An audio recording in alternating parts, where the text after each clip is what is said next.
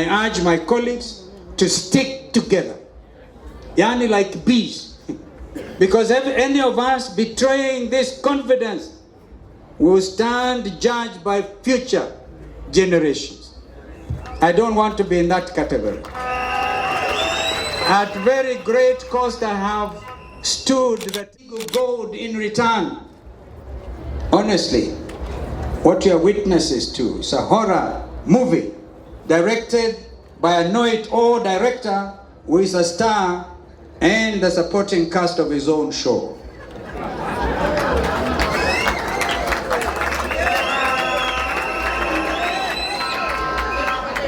The Ruto regime calls for reforms of international institutions and global agendas, including climate change, while he auctions our forests for carbon credits for his own personal aggrandizement.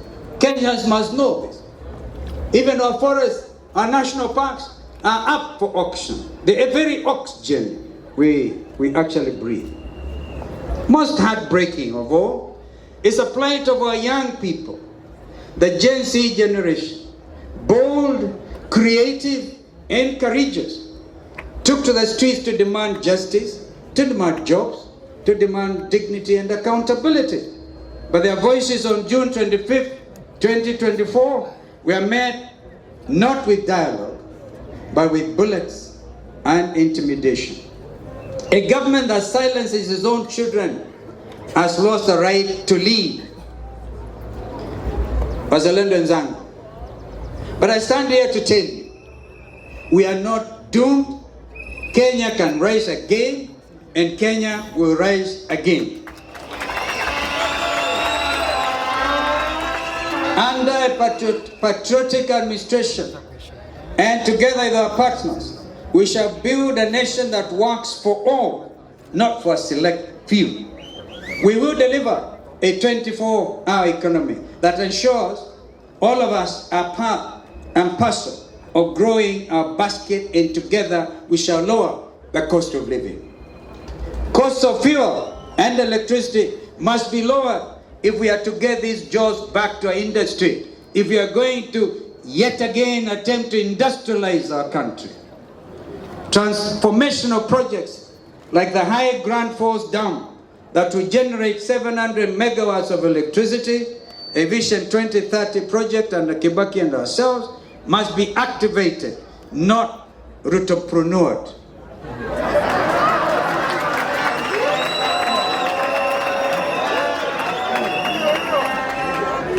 We will cut unnecessary taxes, such as a punitive affordable housing levy that is nothing short of quindy to steal from Kenyans. We have said time and again, Executive Order number 1, get rid of housing levy. We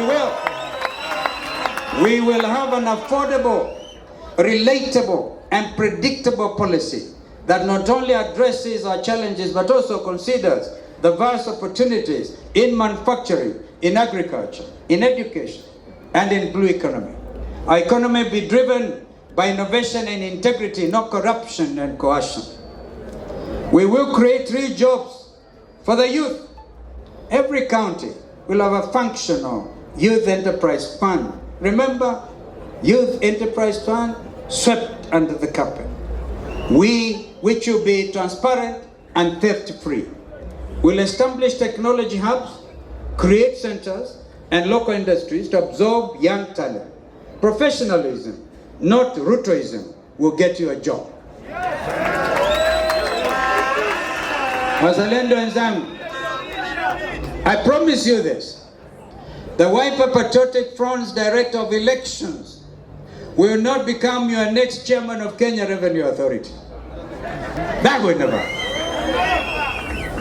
No child should ever be denied education because of poverty.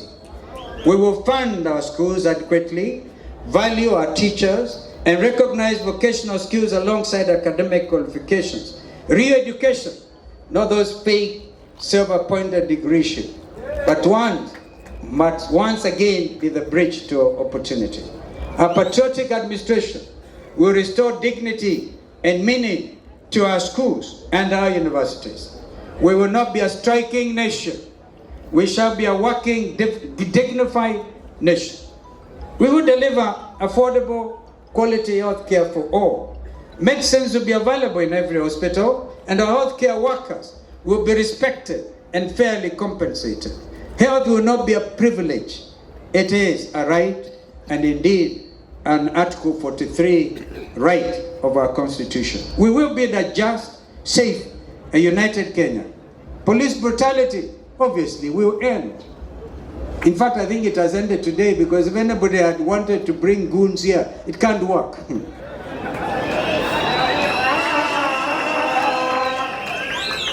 No more abductions, because those are terrible.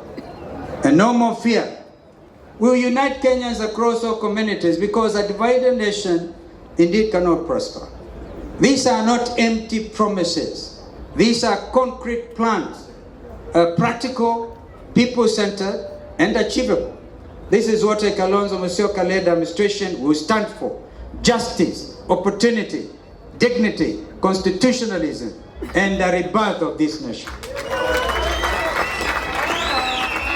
My brothers and my sisters, the time for lamentation is over. The time for excuses is gone. The moment for change is now. This movement is not about you, the people of Kenya.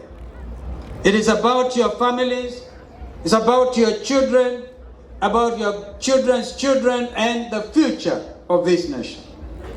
Ruto ordered you to be shot, not in the head, but in the legs, because you dare to exercise your constitutional rights. I urge you, fellow Kenyans, and the Gen Zs, and the young Kenyans, I urge you today to shoot Ruto at the ballot.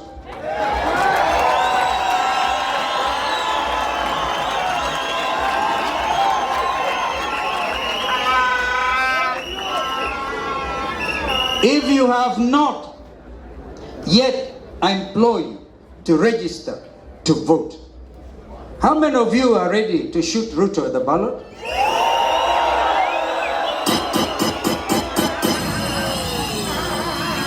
This is what will make Ruto one term. Komboa Kenya. Komboa Kenya. Harambee. When we rise together, no mountain is too high. When we rise together, no government can suppress us. When we rise together, Kenya will rise again.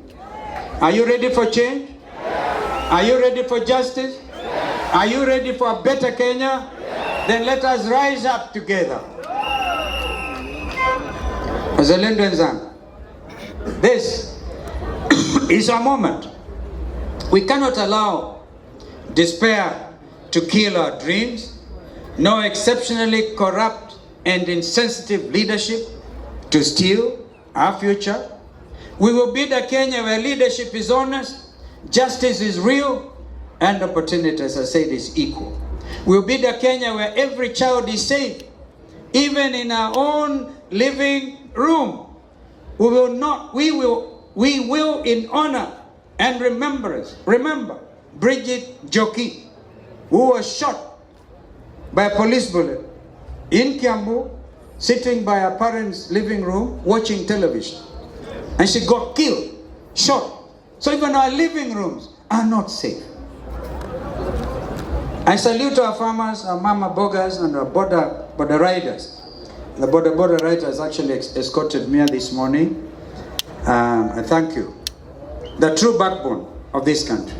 I celebrate our youth, the beacons of hope will keep faith alive.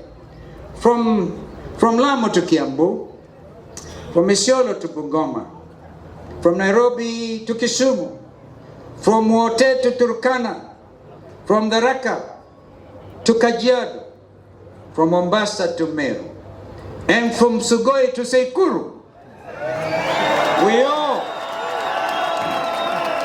We all deserve dignity, justice, and honest leadership. Together, we shall bring it to life. Wazalendo wenzangu, the Wiper Patriotic Front is ready. Our united coalition is ready. And for a while, we didn't have to pass the resolution to address what is already defunct. My sister mother is here. My brother Eugene is here. They passed a resolution. I think our friends in Jubilee, I had our brother Uhuru Kenyatta try to reimagine what had happened during the Jubilee Delegates Conference. But there's something in law called dead by effluxion of time. There's no need to flog a dead horse. We all know there's no Azimio in existence. But because you have some people holding those parliamentary positions in the Senate and in the National Assembly, we don't need to issue that thing. But all of us knew this is the dawn of a new beginning. I urge my colleagues to stick together, yani like bees, because if any of us betraying this confidence will stand judged by future generations. I don't want to be in that category. At very great cost, I have stood the test of time. At very great personal cost, I've dared to stand. I like it. Hashtag the last man standing. Nimeona hiyo. Kuna picha inaonyeshwa tukiwa State House. I think Fred, you remember we are in State House, Mombasa, before the election in 2022. And there's that clip. We're all standing there with our brother Uhuru Kenyatta, Raila Odinga, Kalonzo Musyoka, Weta, DVD, Gideon Moi. We're all standing there. I looked at that and somebody sent me, and I must really thank our sister who is in Bahamas, I think Barbados, for CPA conference, Mheshimiwa Lesuda.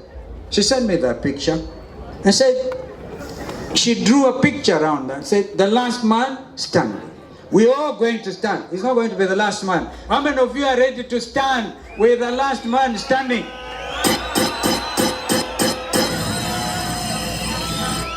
May God bless the Wiper Patriotic Front.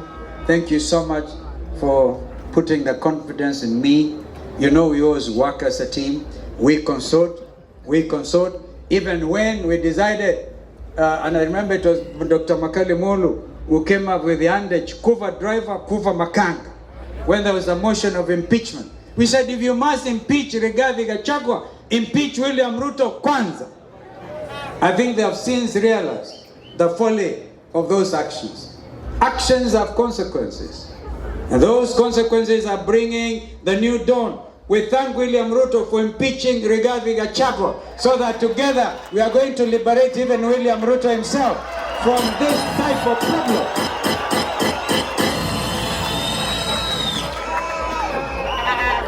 And they say, it was Shakespeare who said, there's a tide in the affairs of man, taken its height, leads to fortune. Abundant, the rest of life is lived in misery. There's a paraphrasing. I want to encourage you, Ndugu Rigathi. You stand stronger than when you are deputy president. Nobody knew you. Now the country knows you. My sister mother, my twin sister, you were Raila's running mate. You were the first one to say, he, haifanyiki, most principled, amazing Kenyan lady, even the region, standing for justice, and everywhere in our region. My sister mother, I'm very proud that you call me your political twin. We will stand together. My brother Eugene Wamala, these last 2 years, we've been on those trips everywhere across the length and breadth of this country, waiting for other friends to come like Fred Matiang'i. And JB Muturi was waiting for him to be fired. And he got fired. And it is good that Ruto fired JB Muturi. My brother Torome, a brilliant mind in numbers. You see, now we're going to lead this revolution in real time. This coming election will not be stealable. And we must tell IBC, either they want to be on the right side of history, and deliver that image of a rotten IBC, or they're going to do the just thing. Data-driven campaign. That is what our brother Torome Saitoti is able to do along with other people. We are so proud of you. Our brother, Governor Matembea, you did meet severally with our friends and our brother Eugene. We urged you that for the sake of all of us, any of us bleeding will get all of us bleeding. So we must hold together. Allow me to thank our three governors from Makueni, Machakos, and Kitui for standing strong. For standing very, very strong. Yani, they know what the Constitution says. What the Constitution says. They know. There are two levels of government. They're independent, they know. So he told them, when William Ruto comes calling, you are the governor, but he must recognize you. You are the home governor. You are the ruler of your county. Don't go out there. William Ruto does not believe in devolution. If anything, is trying everything to kill devolution. We will make sure that the three of you will multiply and multiply. God willing, when we take the count in 2027, we shall be more than 30 governors in this, so that we can save our country. I want to thank our members of parliament. If you can please stand. I'm very proud of those teams.